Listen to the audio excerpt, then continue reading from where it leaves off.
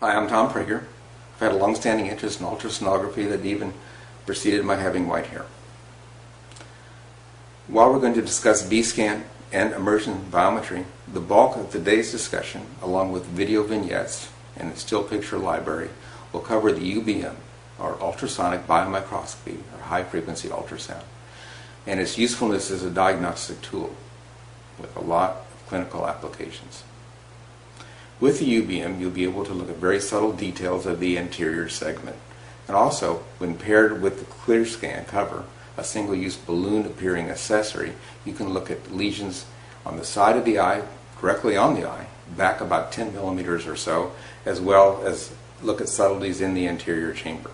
This is an FDA-approved device, and it makes the old shell and gel technique obsolete, as well as providing advantages of sterility and comfort. I think the biggest use of UBM is going to be in the glaucoma patient, where you can visualize the angle, the scleral spur, and also structures back behind the iris, such as the ciliary body, to denote whether it's rotated or not. These will help in your treatment decisions. Inspections of posterior structures aren't possible with coherent light technology. The advantage of ultrasound is relatively inexpensive to buy these units. It's a fast setup, and you can look back behind the eye. So, I want you to consider using the UBM for sulcus measurements, for implantable contact lenses, as well as for determining the presence of synechia, cysts, clefts, retinoschisis, and melanomas that may have invaded the ciliary body. We hope you enjoyed this video. QUANTEL Medical offers two types of UBM probes. There's the sealed 25 megahertz unit, which is filled with oil, in contrast to the 50 megahertz probe that must be filled with distilled water prior to use. Each of these units require a different fill method when using the clear scan cover. Note that peer-reviewed literature shows that the sterile or sanitized clear scan cover, which is pressurized, to be safer than the open shell, and referring to the shell and gel technique, prevents accidental probe contact with the cornea, and is more comfortable than the open shell technique. Further, the clear scan is an FDA-approved device. With the 25 megahertz sealed transducer, the probe body has a parting line. In other words, two pieces of plastic joined together, which must be sealed to prevent leakage of water from the clear scan cover. A simple, flexible sheath is available that stretches over the probe body, covering the parting line. The sheath is tubular and fits tightly over this parting line at the lower aspect of the transducer. The no-cost sheath is durable and will last 6 months or a year, if not longer. When using the clear scan cover with the 25 megahertz sealed probe, the bag can be filled with either tap or distilled water to the bottom of the clear scan ivory ring, with the clear silicone seal facing upwards. It's very important in filling that the seal be facing up. In addition to providing a water bath separation between the cornea or the side of the eye and the probe tip, upon transducer insertion into the bag, it is now pressurized, minimizing the likelihood of the probe making direct contact with the eye. Note the clear scan cover is a sterile or sanitized unit intended for single use. Prior to use with the 25 megahertz probe, a line is drawn on the side of the clear scan cover with a magic marker. This permits accurate alignment with the white line on the probe. This will be very important for identifying image orientation correctly. The important point is to realize that whatever structure the white line faces appears on the right-hand side of the display screen. In other words, when examining the right eye, if the probe line is directed toward the nose, the right side of the screen will depict nasally located structures, and the left side of the screen will show temporal structures. Again, when filling the clear scan cover, the silicone gasket is the insertion side and also functions as a release valve. This is critical when adjusting internal bag pressure, especially in the patient with low interocular pressure. In summary, the proper fill technique for the sealed probe does not necessarily require sterile water, but the bag should be about 75 to 80% full. It's recommended to pour water slowly into the bag, minimizing the formation of air bubbles. Align the white line on the side of the probe with the line on the clear scan cover. Line marking is not necessary for the newest 50 MHz probe as the line has been moved upward for easy visualization. It just takes seconds to accomplish the fill and insertion steps. Appropriate bag pressure prevents denting of the cornea, an important point to remember because not every patient has the same interocular pressure. Changing bag pressure can be accomplished in several ways. For correct probe insertion depth, inspect the side of the filled clear scan that has been affixed into the probe. A good starting point for examination is when you can just see the white line peeking out from under the ivory collar. The goal is to create a conical bullet shape to the bag, which is optimal. Overpressurizing will cause the tip to swell, making the examination more difficult, especially if the lid fissures are narrow and in patients with low intraocular pressure, causing corneal denting. The overpressurized and distended probe tip will prevent a complete sulcus-to-sulcus view. Recall that the inner silicone ring functions as a relief valve. Another way pressure can be quickly reduced is by holding the filled clear scan firmly with one hand and sharply pushing the probe to one side. You readily see the bag wrinkles after instantaneously expelling air from the bag, hence indicating a lowering of bag pressure. Also, the probe body can be pulled up slightly from the bag collar.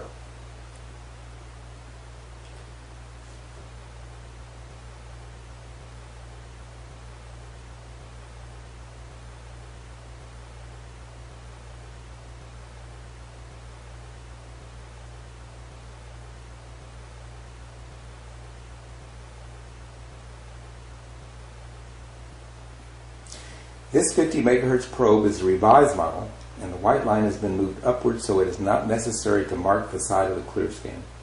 If the bag appears bulbous and overpressurized, the conical bullet shape, which is optimal, can be achieved after reducing pressure by pushing the probe against the internal seal of the clear scan to expel water and air, or unscrewing a set screw on the side of the probe body to release excess water. If necessary, try pushing on the bag at the upper aspect near the ivory collar. Recall that the bag is sterile, so avoid touching the tip. Once you have achieved the optimal bag shape, replace the set screw.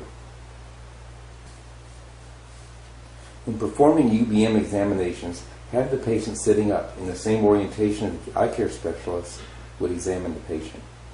This should overcome problems in measurement accuracy since ocular structures such as the iris and anterior chamber may be subject to gravitational changes when the patient reclines.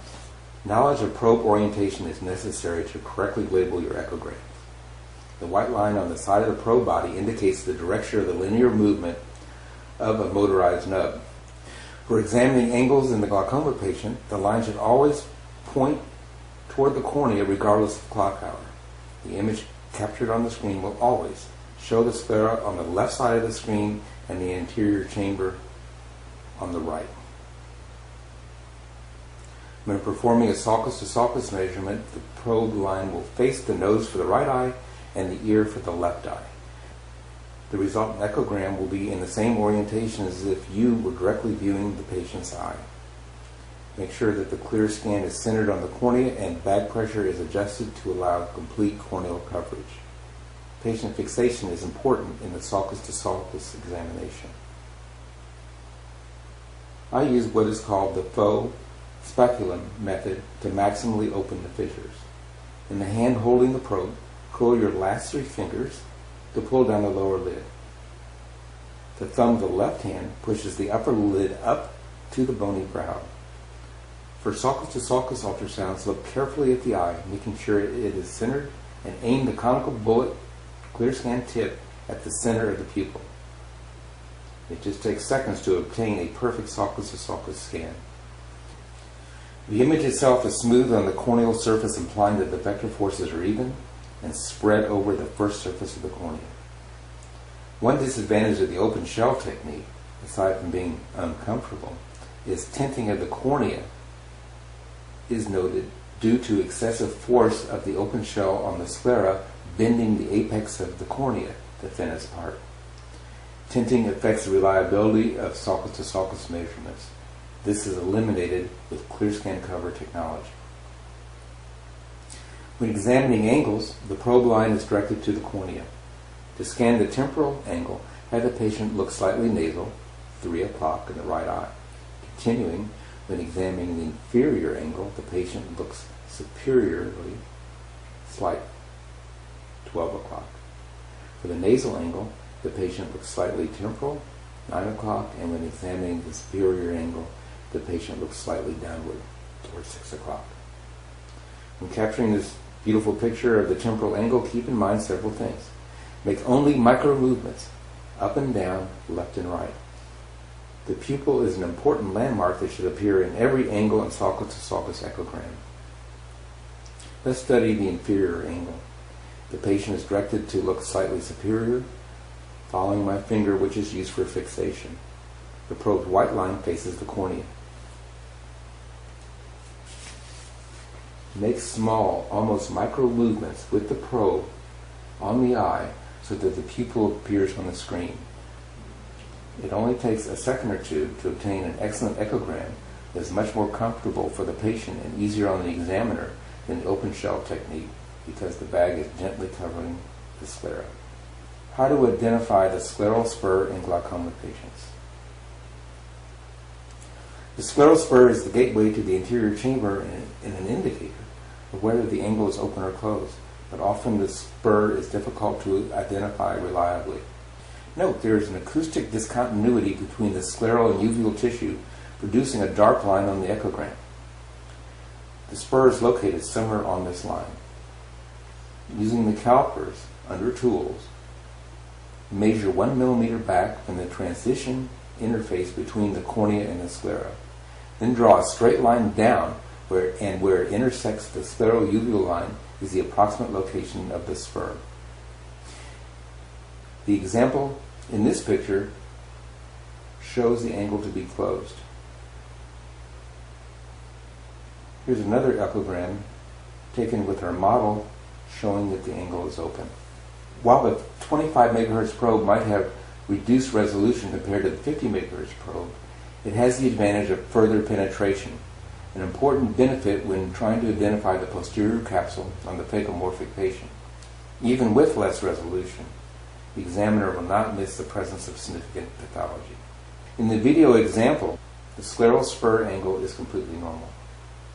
At the end of the UBM examination, throw away the clear scan cover as the possibility of transferring microorganisms from patient to patient is real. A study showed that this is potentially a problem. 34 subjects had both eyes examined by UBM using the clear scan cover. Following ultrasound, the tip of the clear scan was swabbed and sent to the pathology lab where 80% of the 34 patients grew microorganisms associated with either endophthalmitis or keratitis. Scanning a patient. Your first scan, regardless of diagnosis, should be a transverse scan to determine if the fovea is intact. The fovea, responsible for detailed vision, translates to quality of life for the patient. The probe line faces the nose, right eye, transverse scan, and the transducer is close to the limbus with sound being directed to the optic nerve. When performed correctly, the nasal retina is at the top of the screen, a black V or the optic nerve is in the center of the screen, and just on the other side of the nerve is the temporal retina, the location of the fovea. Is the fovea thickened or detached? With the patient looking down, cup your right fingers that are holding the probe and make micro movements. I'm setting the probe with 2 fingers of my left hand. Generally, I drape the